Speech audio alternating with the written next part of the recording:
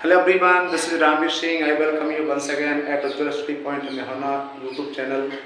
तो जैसा कि ये क्लॉज की सीरीज चल रही है और इस सीरीज में आज मैं आपको बताने वाला हूँ noun clause subject of a verb जो है, और उसमें भी हम कंजक्शन की बात करेंगे। आज WH फैमिली में जितने भी जो भी कंजक्शंस आएंगे उनके बारे में बताऊँगा कि कैसे WH फैमिली का यूज नॉन क्लॉज के रूप में किया जाता है और सब्जेक्ट ऑफ ए वर्ब के रूप में आता है।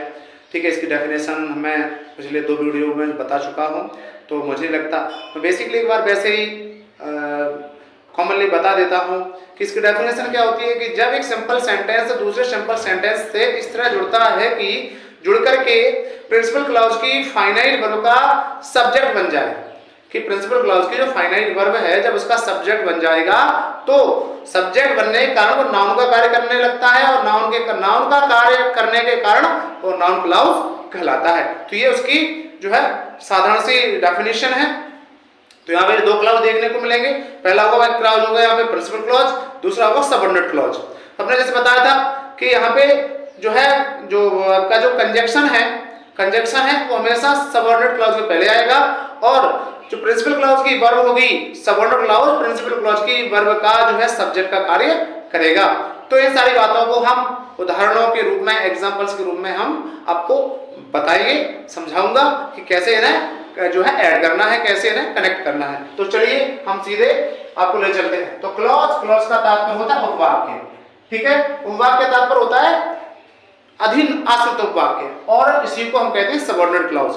क्योंकि सबऑर्डिनेट क्लॉज वो क्लॉज होता है जो प्रिंसिपल के जो है क्लॉज के ऊपर निर्भर होता है, उसके प्रिंसिपल क्लॉज पर डिपेंड होता है अपना अर्थ पूरा करने के लिए। तो चलिए अब हम देख लेते हैं नाउन क्लॉज। नाउन क्लॉज को पढ़ रहे हैं हम आज सब्जेक्ट ऑफ ए वर्ब के रूप में, क्योंकि हमारा यहाँ पे जो सबऑर्डिनेट क्लॉज होगा वो किसके रूप में आएगा, सब्जेक्ट ऑफ ए वर्ब के रूप में आएगा। और आज हमारा कंजक्शन होगा WH फैमिली। तो WH फैमिली में आप सब लोग जानते हो कि यहाँ जो भी हमारा क्वेश्चन वर्ड आता है, ठीक है, वाई, हु, हुम, वैन, वाई वगैरह वगैरह etc, तो ये सारे हमारे WH फैमिली होते हैं। ठीक है, तो चलिए आज हम उनको देखते हैं एग्जांपल्स के रूप में। तो यहाँ पर भी 2 एग्जांपल्स होंगे।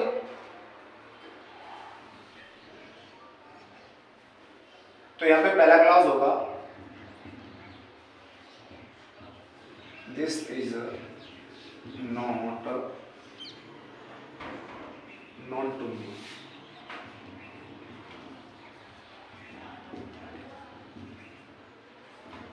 ये हमारा प्रिंसिपल क्लॉज हो गया।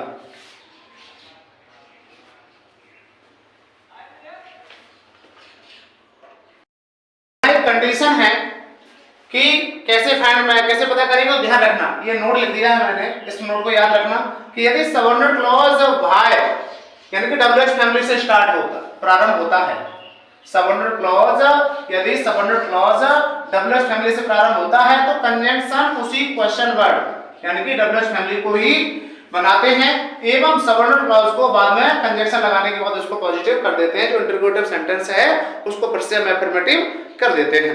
तो ये कंडीशन आपको ध्यान रखनी होगी कि यदि सबऑर्डिनेट क्लॉज हमारा जो है क्वेश्चन वर्ड से प्रारंभ हो रहा है तो जो है कंजंक्शन किसको बनाएंगे, WH फैमिली को ही बनाएंगे। एग्जांपल देख लेते हैं हम यहाँ पे। अब हम पहला क्लॉज है हमारा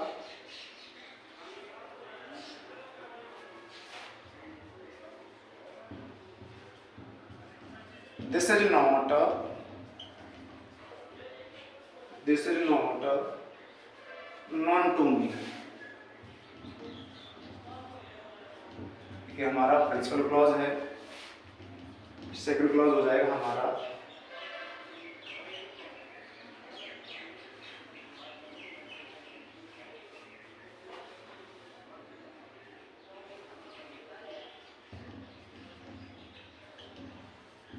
what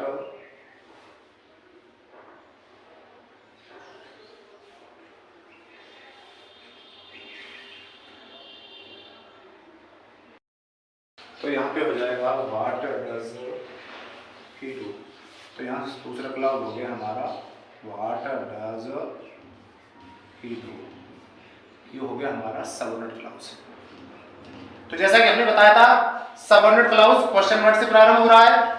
ठीक है, तो कंजक्शन क्या बनाएंगे, WH फैमिली बनाएंगे। तो कंजक्शन हमारा यहाँ पे व्हाट ही हो जाएगा। अब सब्जेक्ट ऑफ वर्ब ग्रुप में कैसे पता करेंगे कि जब दिस या इट, जिसके जगह पे यहाँ पे इट भी देखने को मिल सकता है। ऐसे भी लिखा हो it is not known to me, तो समझ लीजिए ये हमारा subject of a verb group में आएगा। और व्हाट जो है हमारा सबऑर्डिनेट क्लॉज जो है ना, जो क्वेश्चन वर्ड से आरंभ हो रहा है, डब्ल्यूएच फैमिली से प्रारंभ हो रहा है, सेकंड इंट्रोगेटिव है, तो कंजक्शन हम इसी व्हाट को हम कंजक्शन बना देंगे। तो चलिए कैसे ऐड करना है देख लेते हैं, आंसर हो जाएगा। तो व्हाट, अब इसको हम एफर्मेटिव कर देंगे, पॉजिटिव कर देंगे, सबऑर्डिनेट क्लॉज लिखा है ना, और एवं सबऑर्डिनेट क्लॉज को पॉजिटिव कर देते हैं। तो व्हाट ही डज। अब ये यहाँ पर जो डू था according to present indefinite sentence, क्योंकि सब्जेक्ट सिंगुलर है तो वर्ब भी सिंगुलर हो जाती है, इसलिए यहाँ पे यहाँ इसको हटा करके यहाँ इसको डज कर दिया गया है। यहाँ पे फिर इसको या इट को हटा देंगे, हो जाएगा is not known to me, known to me। तो क्या हो गया, ये हमारा कंजक्शन हो गया और ये हमारी प्रिंसिपल क्लॉज की वर्ब है। और ये पूरा का पूरा सेंटेंस जो है इस वर्ब के लिए किसका काम कर रहा है, नाउन का काम कर रहा है। और ये नाउन किसके रूप में कर रहा है, सब्जेक्ट रूप में काम कर रहा है, इसलिए इसे हम कहते हैं सब्जेक्ट ऑफ ए वर्ब। क्योंकि ये किस रूप में आ गया, नाउन सब्जेक्ट रूप में आ गया, इसलिए इसे हम कहते हैं सब्जेक्ट ऑफ ए वर्ब। इसलिए ये पूरा का पूरा क्लॉज यहां से लेके यहां तक जो है किसका काम कर रहा है, नाउन के रूप में, सब्जेक्ट के रूप में नाउन का काम कर रहा है, इसलिए इसे हम कहते हैं नाउन क्लॉज। नेक्स्ट एग्जांपल देख लेते हैं यहाँ पे हम अगला, यहाँ पे दो अगला क्लॉज और है।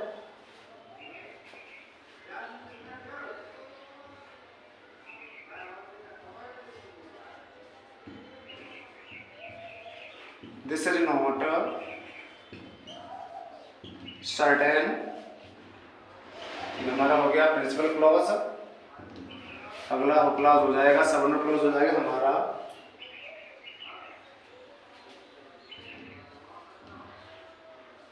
when will he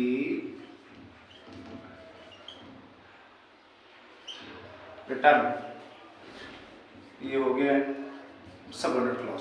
तो जैसा कि बताया था कि प्रिंसिपल क्लॉज जो है ना हमारा दिस या इट से स्टार्ट होगा, तो यहाँ पे दिस है, यहाँ पे जो सबऑर्डिनेट क्लॉज है क्वेश्चन वर्ड से प्रारंभ हो गया।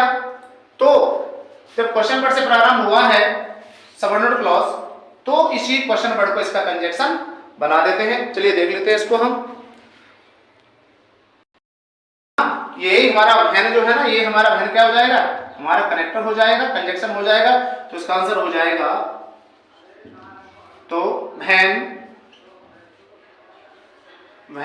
अब ये जो इंट्रोगेटिव सेंटेंस है इसको पॉजिटिव करना है, एफर्मेटिव में करना है, तो हो जाएगा ही विल रिटर्न। दिस हटा देंगे, इसको इट होता तो ऐसे इट हटा देते हैं। यहाँ पे दिस के स्थान पे इट भी देखने को मिल सकता है। ध्यान रखना, फिर से बता रहा हूं कि जब दिस या इट जो प्रिंसिपल क्लॉज के पहले आ जाए तो समझ लेना वो हमारा सब्जेक्ट ऑफ ए वर्ब के रूप में आएगा। तो हो जाएगा रिटर्न इज नॉट सर्टेन। तो ये जो इज है ये हमारे प्रिंसिपल क्लॉज की जो है फाइनाइट वर्ब है। और ये पूरा का पूरा ये कंजक्टर हो गया, ये कंजक्शन हो गया वैन, क्योंकि हमारा ये वैन ही क्वेश्चन डब्ल्यूएच फैमिली आ रहा है, तो डब्ल्यूएच फैमिली को हमने क्वेश्चन वर्ड बना दिया। तो ये पूरा का पूरा सेंटेंस जो है ना, ये इसके लिए क्या है, नाउन का काम कर रहा है। और नाउन किसके रूप में आ रहा है, सब्जेक्ट के रूप में, सब्जेक्ट रूप में आ रहा है, इसलिए इस तरह से जुड़ा हुआ क्लॉज नाउन क्लॉज कहलाता है सब्जेक्ट ऑफ ए वर्ब। इस प्रकार से इन क्लॉजों को जोड़ा जाता है। इसके बाद हम कुछ एग्जांपल्स और देख लेते हैं। अगला एग्जांपल है यहाँ पे, पहला क्लॉज है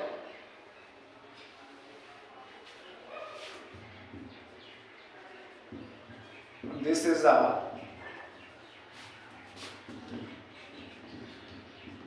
mystery ये प्रिंसिपल क्लॉज, सेकंड क्लॉज हो जाएगा हमारा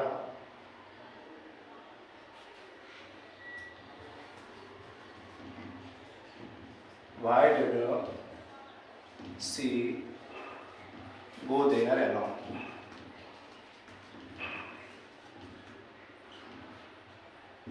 ये हमारा सबऑर्डिनेट क्लॉज हो गया।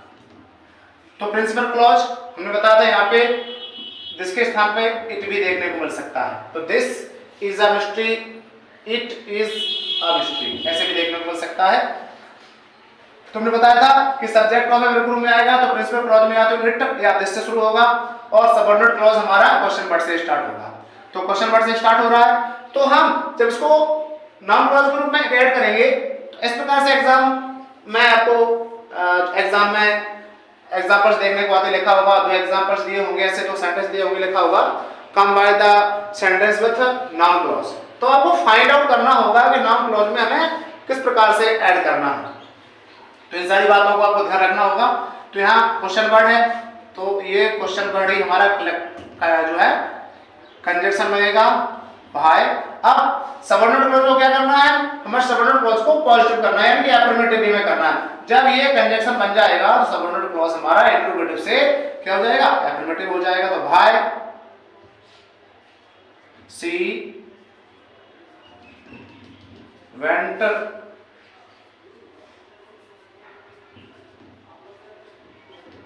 देयर एलोन, फिर इट और दिस को हटा देंगे, इट भी हट जाएगा, दिस भी हट जाएगा, एक होगा इनमें से, तो हो जाएगा इज अ मिस्ट्री।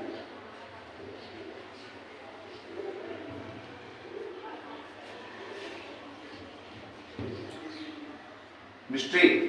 तो वह वहां अकेली क्यों गई, वह वहां अकेली क्यों गई, यह एक रहस्य है। वह वहां अकेली क्यों गई, यह एक रहस्य है। तो यह हमारा कनेक्टर हो गया, ये हमारी प्रिंसिपल क्लॉज की वर्ब है और प्रिंसिपल क्लॉज की वर्ब के लिए पूरा का पूरा सेंटेंस जो है किस ग्रुप में आ गया, नाउन ग्रुप में आ गया। और नाउन ग्रुप में कौन से नाउन, सब्जेक्ट ग्रुप में आ गया। ठीक है, इस प्रकार से जुड़ा हुआ क्लॉज नाउन क्लॉज कहलाता है और ये सब्जेक्ट ग्रुप में आया है ये, ठीक है, इसलिए ये कहलाता है सब्जेक्ट ऑफ ए वर्ब। अगला एग्जांपल देख लेते हैं। नेक्स्ट एग्जांपल हो जाएगा यहाँ पे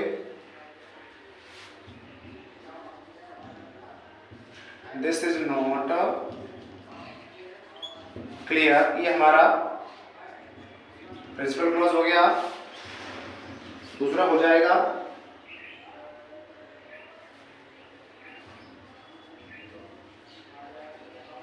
why did he refuse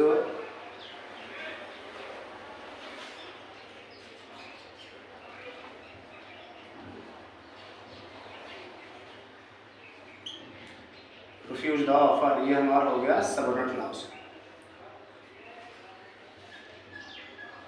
तो हमने बताया था कि ये हमारा जो प्रिंसिपल क्लॉज होगा वो दिस से या इट से शुरू होगा। दिस इज नॉट क्लियर, ये स्पष्ट नहीं है। Why did he refuse the offer, उसने जो है ऑफर को क्यों ठुकरा दिया, ऑफर को क्यों ठुकरा दिया। तो जैसा कि देख पा रहे हैं सबऑर्डिनेट क्लॉज क्वेश्चन वर्ड से डबल एस फैमिली से आरंभ हो रहा है। ठीक है, तो ये हमारा व्हाई ही क्या बनेगा, कनेक्टर बन जाएगा, कंजक्शन बन जाएगा। तो देख लेते हैं, तो क्या होगा व्हाई। अब ये जो हमारा सबऑर्डिनेट क्लॉज है ये एफर्मेटिव में चला जाएगा, पॉजिटिव हो जाएगा, तो हो जाएगा he refused the offer। अब यहाँ पे दिस को हटा देंगे, इट होता है दैट को हटा देते, तो हो जाएगा इज नॉट क्लियर।